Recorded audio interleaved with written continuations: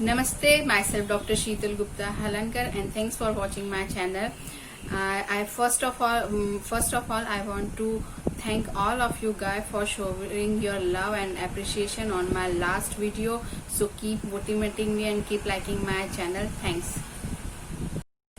मेरी last video को काफ़ी लोगों ने पसंद किया और काफ़ी लोगों ने कुछ क्वेश्चंस मुझे पूछे और कहा कि इसका आंसर दीजिए आप, और इस पे नए फैक्ट्स क्या है वो आप मुझे बताइए।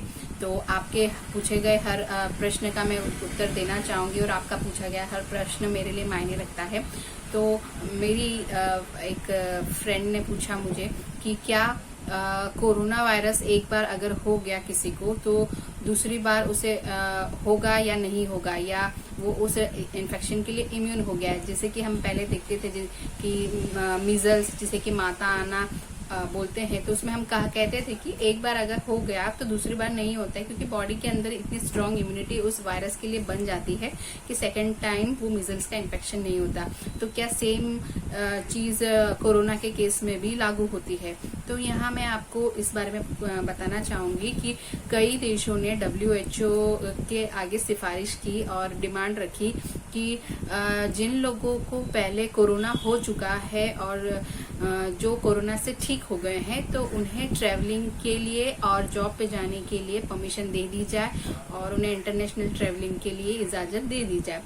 यानी कि they were asking for the immunity passport who already got infected and got cured from corona. So what WHO respond on this statement?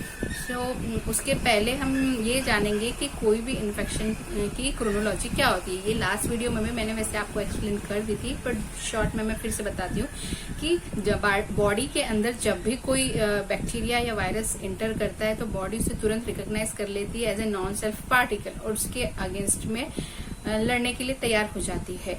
Body में एक स्ट्रांग इम्यूनिटी बनने में 1 से 2 वीक का टाइम लग जाता है।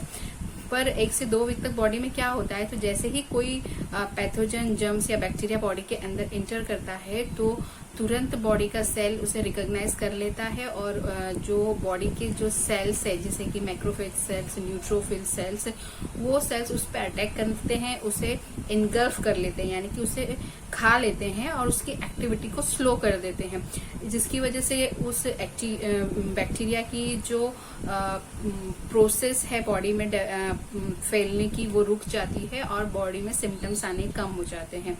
तब तक बॉडी जो है उस बैक्टीरिया को चूंकि पहचान चुकी होती है, तो उस बैक्टीरिया या वायरस के अगेंस्ट में केमिकल वेपन तैयार करने लगती है। ये मैक्रोफेजेस और न्यूट्रोफिल क्या थे? फिजिकल वेपन, यानी कि तलवार, भाले। और उस अभी सेकेंड लाइन में उस बैक्टीरिया को पूरी तरीके से खत्म करने के लिए केमिकल वेपन बनने लगते हैं, जिसे कि हम एंटीबॉडीज बोलते हैं। एंटीबॉडी एक्चुअल में प्रोटीन होते हैं, इम्यूनोग्लोबिन प्रोटीन। तो ये केमिकल वेपन होते हैं जो उस बैक्टीरिया या वायरस को न्यूट्रलाइज करने का काम करते हैं उसके साथ बाइंड होके।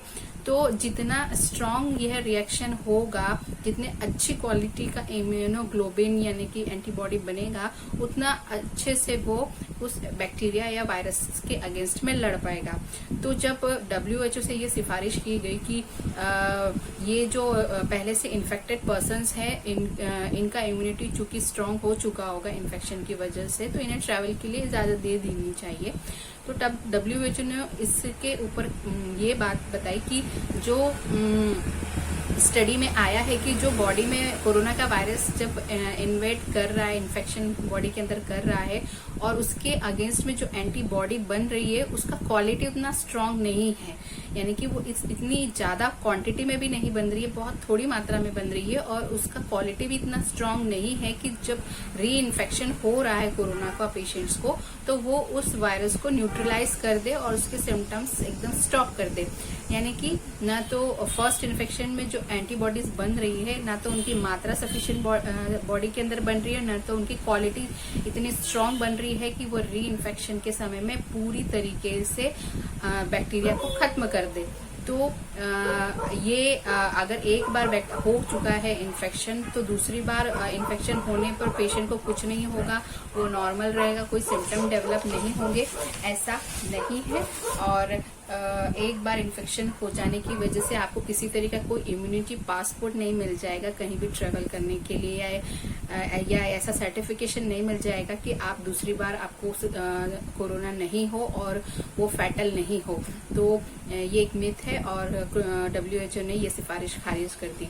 तो इस बात का सार यही निकलता है कि अगर एक बार कोरोना इन्फेक्शन हो गया तो आपको दूसरी बार भी हो सकता है, दूसरी बार भी सिम्टम्स आ सकते हैं।